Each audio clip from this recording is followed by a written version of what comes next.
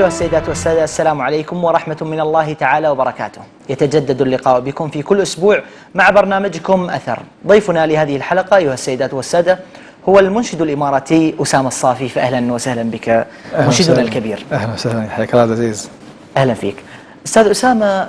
يعني أنا عرفتك كمنشد، كيف تحب أن تقدم نفسك؟ منشدا، قارئا، مهندسا؟ ماذا تحب أن يطلق عليك الناس؟ الحقيقة أحترم التخصص يعني أكثر من أي شيء آخر، ولا شك أن القارئ وسام، إلا أني يعني أتقرب به إلى الله سبحانه وتعالى. فالاهتمام بالقرآن الكريم أو بخدمة كتاب الله تعالى من خلال المؤسسات أو حفظ القرآن أو تسجيله، هذا عمل يعني أجعله عملا ذاتيا بيني وبين ربي، لا أحب أن أوصف به. الهندسة هي تخصصي، هي مهنتي، هي حرفتي، هي وظيفتي، هي مسماي الوظيفي، هي ما أعرف به في المجتمع، فأفضل مسمى المهندس. حتى أني سئلت مرة فيما إذا كان الإنشاد يتعارض مع الهندسة ماذا تختار؟ قلت الهندسة.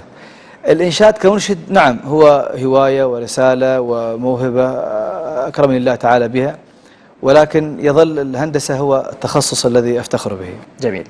عضو وحدة المسابقات بجائزة دبي الدولية للقرآن الكريم، وممثل الهيئة العالمية لتحفيظ القرآن الكريم بدولة الإمارات العربية، مؤسس ورئيس مركز الشيخ محمد نور بن سيف لتحفيظ القرآن الكريم والعلوم الإنسانية. هذا التعلق أستاذ أسامة بالقرآن الكريم وبتخصصك في القرآن الكريم بتحفيظ القرآن الكريم، هل أتى يعني من باب أن صوت أسامة الصافي جميل بالتالي جر إلى الاهتمام، أم أنه يعني من دوافع داخلية؟ في الحقيقة ما يتعلق بالقرآن الكريم تحديدا هو محض توفيق من الله سبحانه وتعالى. نعم. فقدر الله لي أن ييسر لي فرصا لخدمة القرآن الكريم من حيث لا أحتسب، بل ربما كان بعضها قبل الانخراط في مجال الإنشاد. أذكر عندما كنت صغيرا يعني دفعت دفعا إلى مراكز التحفيظ منذ الصغر. أجبرت؟ وربما نعم كان الأمر بالإكراه في البداية، لكنه كان مرتبطا بي حتى في الإجازات، حتى في طوال العام، فكان هذا له سبب كبير جدا في الحفظ وإتقان التلاوة، وربما هذا ساعد أيضا حتى في الإنشاد بعد ذلك وفي التقديم الإذاعي. كذلك يعني تيسرت أمور كثيرة في مجال القرآن الكريم، سهلت لي آفاق كثيرة جدا، منها الإلقاء، منها حسن الألفاظ في الإنشاد، حتى مجالات خدمة القرآن الكريم من مراكز التحفيظ أو من جائزة القرآن الكريم. نعم. كانت يعني تأتي الفرص في دعوتي للمشاركة من خلال الخدمات أو من خلال العلاقات العامة أو في اللجنة الفنية أو في أمانة السر أو في لجنة وضع المسابقات أو في تقييم المراكز. كم تحفظ من القرآن أستاذ أسامة؟ إن شاء الله تعالى أنا يعني أعزم بإذن الله تعالى إتمام الحفظ بالكامل بإذن الله تعالى خلال العام أو بداية العام القادم بإذن الله تعالى. أنت لازلت الآن يعني تحفظ؟ نعم، أنا حفظت منذ فترة طويلة ولم أتم الحفظ متفرقات، وبدأت من جديد مع أحد المشايخ من أول المصحف إلى نهايته، وإن شاء الله تعالى أتمه قريبا حفظا وتسجيلا. الله يتم عليك. أستاذ أسامة مهندس معماري، منشد، قارئ للقرآن ومقرئ أيضا، ما الرابط بين كل هذه الفضاءات؟ يعني كثير هي الأمور التي تربط سواء بين الإنشاد والهندسة من حيث ما يفيدني كمنشد في مجال الهندسة أو ما يفيدني كمهندس في مجال الإنشاد أو حتى مجال القرآن الكريم. يعني أنا كمنشد الإنشاد يسمو بالذائقة ويسرح المرء فيه بالخيال. نعم. تكون عنده وجدانيات عالية، وهذا يؤثر في الجانب الهندسي. الهندسة إن لم يكن فيها جانب عاطفي أو إحساس أو وجدان لأصبحت أكثر أشبه بالآلة، أشبه بالأجهزة والمعدات التي تعرف بالأرقام فقط. المهندس دائما يكون مبدع، مبتكر، مفكر. صحيح، وهذه مستلزمات الهندسة.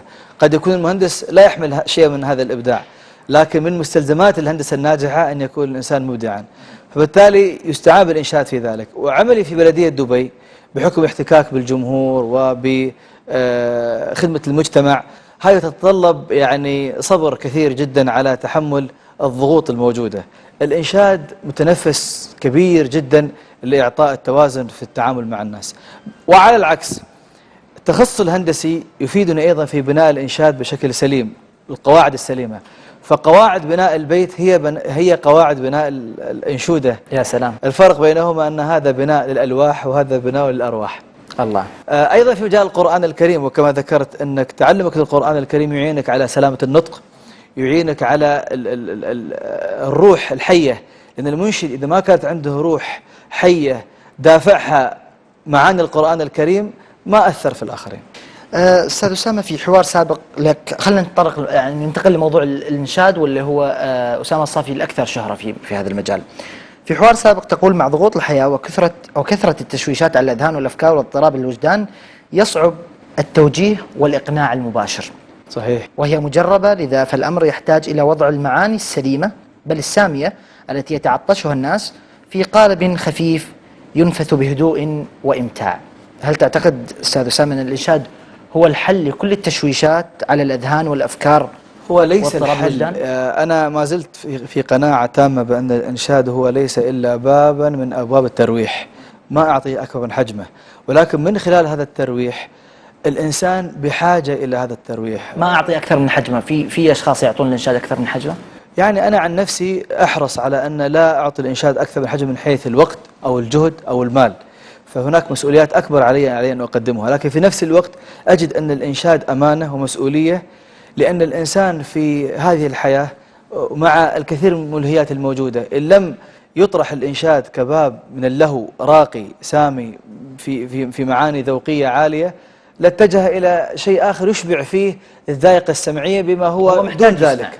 هو محتاج يسمع الإنسان دائما. الإنسان عنده حواس، وكل حاسة من هذه الحواس لها مشتهيات، هذه هي طبيعة فطرية في كل البشر، والسمع من إحدى هذه الحواس، فإن لم يعني تشبع غريزة السمع بما تستلذ ستستلذ بما هو دون ذلك. يا سلام. فلا بد وأن تشبعها وترضيها بشيء راق سامع. لذلك دائما ما تقارنون الغناء بالإنشاد؟ أنا شخصيا لا أقارن، أعتقد أن الأذن تحب أن تسمع الصوت الجميل، من سماه غناء، من سماه إنشادا، من سماه شدوا. شو الفرق في مفهوم أسامة الصافي بين الإنشاد والغناء؟ أعتبر أنه ما في فرق لغة، لكن أنا أعتبر أن الشيء السليم النقي بغض النظر عن مسماه هو الذي أسمعه، هو الذي أسمع به، والشيء السيء الرديء سواء كان في كلماته أو في أدائه أو في المحيط الذي يحيطه أعتبره رديء، لا أقبل سماعه ولا أقبل إسماعه. يعني اليوم في بعض الإنشاد ما هو رديء، وفي بعض الغناء ما هو جيد. جميل. ما زلت أنت تذكر أن كلمة إنشاد وكلمة غناء، أنا دائما لأن هذه الكلمتين دائما ما يقارنا مع بعض. أنت ترجع للتاريخ، ما دام موضوعنا عن الأثر نرجع للتاريخ. منذ عهد النبي صلى الله عليه وآله وسلم التغني في اللغة ذكر حتى بنص رسول الله صلى الله عليه وسلم في باب المدح وفي باب الذم سواء بسواء. ففي القرآن الكريم قال: ليس منا من يتغنى بالقرآن. وأيضا موضوع التغني بالإنشاد والشدو والنغم في حفر الخندق وفي بناء المسجد وفي استقبال رسول الله صلى الله عليه وسلم وفي استقباله حينما رد الله تعالى سالم من الغزو، كلها وردت، وفي الأفراح وفي الأعياد كان فيها شدو وكان فيها فرح وكان فيها يعني متعة، سواء كان مسماها تغني في اللغة فهي مقبولة. نعم. لكن لما يتبادل الذهن اليوم الغنى بمعنى ما هو يرى اليوم بالمجون والفساد فهذا لا يقبله عاقل، سواء سماه غناء أو سماه ما سماه. لا يهمني المصطلح، يهمني المادة نفسها. عطني مادة أسمعها معاك وأقول لك هل هذا مقبول ولا غير مقبول، ولا أعتقد أن فطرة سليمة ستقول أن هذا سليم وهو ليس كذلك. المادة تعني فيها الكلمات؟ كل ما تراه أمامك مما يشاهد، مما يؤدى، مما يقرأ، مما يسمع. ما في بعض المغنيين يغنون يعني بطريقة صحيح جيدة إذا جاء نعم. إذا جاء المغني، أنا سمعت لمحمد عبده لا إله إلا الله، وسمعت لحتى يا محمد وشاركت فيها، شاركت مع حسين الجسمي والوسمي وفايز السعيد في أعمال في مدح النبي صلى الله عليه وسلم، وهم قدموا أعمال في الابتهالات الدينية، حتى لو قدموا أعمال وطنية يعني بالعكس الجانب التوجيهي الاجتماعي الوطني الديني كل هذه الموضوعات طيبة. فيما حتى على فكرة حتى الغزل لو ترجع أنت للسنة النبوية تجد أن النبي صلى الله عليه وسلم عرض عليه أبيات من الغزل في مقدمات بعض القصائد واستحسنها. المشكلة ليست في الغزل، المشكلة في الابتذال، المشكلة في تهيج الغرائز، سواء في الكلمة أو في طريقة الأداء أو في طريقة التلحين أو في طريقة الإخراج. هذه الأمور التي ننكرها ولا نقبل بها، وللأسف الساحة الإعلامية اليوم مليئة بهذا. ماذا عن الآلات الموسيقية؟ الآلة الموسيقية من الناحية الفنية التخصصية، أهل الاختصاص طبعا في الموسيقى يعتبرون أن هذه من مستلزمات العمل الموسيقي السماعي، لا يمكن أن يستغنى عنها. إذا أخذت من الجانب العرفي، بعض الأعراف لا تتقبل هذه الموسيقى حتى وإن كانوا بعيدين عن الدين، يقول لك عرفا أنا لا أتقبله. إن أخذت من الجانب الذوقي هناك من يستسيغه وهناك من لا يستسيغه. نعم. إن أخذت من الجانب الشرعي فالأقوال في ذلك كثيرة جدا، ممن يجيز وممن لا يحرم ومن يجيز بضوابط، ومن يعني المرأة فيها مسألة فيها ساعة. وما دون نتكلم عن جانب في اللهو، قضية ليست من القضايا المصيرية يعني. جميل. الإنشاد اليوم أو خلينا نشوف الإنشاد بشكل عام يتطرق إلى مواضيع جادة جميلة، لكن أحيانا يأخذنا إلى موضوع الهم والحزن والغم. صحيح. وإذا صار إنشاد فرايحي خلينا نسميه، قالوا هذا ما إنشاد وانحرف عن مساره. الإنشاد بس للهم والغم أستاذ أسامة؟ تعجبت من أهل الزمان وأهله، فليس من أحد من ألسن الناس يسلموا. ففعلا تعرف قصة جحا أنت وابنه لما كان معاهم حمار، ركبوه مع بعض، الناس قالوا حرام عليهم ذبحوا الحمار، نزلوا من الحمار قالوا هذا الأغبياء عندهم حمار ما يركبونه. ركب الأب وخلى ولده يمشي، قالوا هذا ما يستحي الأب خلى ولده يمشي. ركب الولد ومشى وقال هذا ما يستحي يركب يخلي أبوه يمشي. الناس لا يرضيها شيء ولا يعجبها شيء. أنا أعتقد بالأخير شلوا الحمار فوق راسه. هذا هو الظاهر، ولا حد يرضى عن شيء. الإنسان يفعل ما يراه مقنع. طرح الهم والحزن في بعض المواد الإنشادية مهم، وخاصة في المقدمة. بمعنى أن احنا طرحنا بعض المواضيع عن القدس مثلا، الواقع يقول أن هناك أحداث مريرة في القدس، ممكن تستفتح بها بنبرة الحزن لتعبر عما يجري، لكن لا بد وأن تختم بتفاؤل، لا بد وأن تختم بما جاء فيه من السنة النبوية، من أن هناك ما يدعو إلى التفاؤل. أما أن تكتفي بالحزن بالعكس هذا نقيض روح ديننا اللي يدعو إلى الفرح ويدعو إلى يعني لا عزاء بعد ثلاث، ويدعو إلى التفاؤل ويدعو إلى الأمل ويدعو إلى حسن الظن بالله سبحانه وتعالى، فندعو إلى ذلك. ولكن التوازن في مسحات الهم مسحات الفرح بين هذا وهذا توازن مهم جدا في حياة المسلم. وحياة المسلم بطبيعتها فيها اليوم الحلو واليوم المر، فالإنشاد الجميل هو انعكاس الواقع، لكن إذا كان الواقع مرير ليس مع ذلك أن يحجب كل ما فيه من خير، فالخير الحمد لله كثير. جميل. أنا مضطر أني أطلع إلى فاصل، لكن قبل الفاصل شو بتسمعنا؟ ما تحب ما تشاء، يعني أحب ما تحب. استحضر الآن في عيوني لأني أرى الكعبة أمامي في مجسماتها وفي صورها.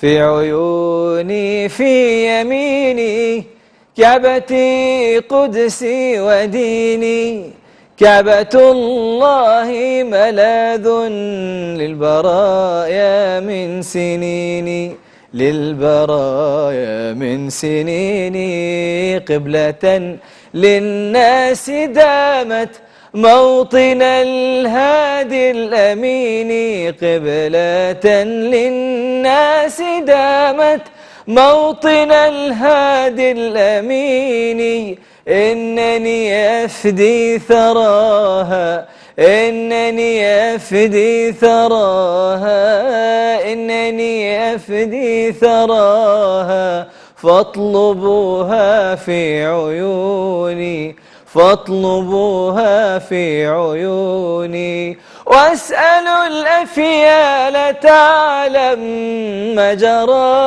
عند الحجون، واسألوا الأفيال تعلم ما جرى عند الحجون، أبرها عنها تردى، أبرها عنها تردى، فاخسأوا أعداء ديني، فاخسأوا أعداء ديني، في عيوني في يميني كعبتي قدسي وديني، كعبة الله ملاذ للبرايا من سنيني، للبرايا من سنيني.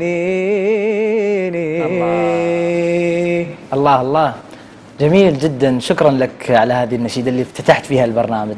سنتوقف عند فاصل قصير أعزائي المشاهدين، فاصل قصير نعود بعده لإكمال حوارنا مع المنشد الإماراتي أسامة الصافي.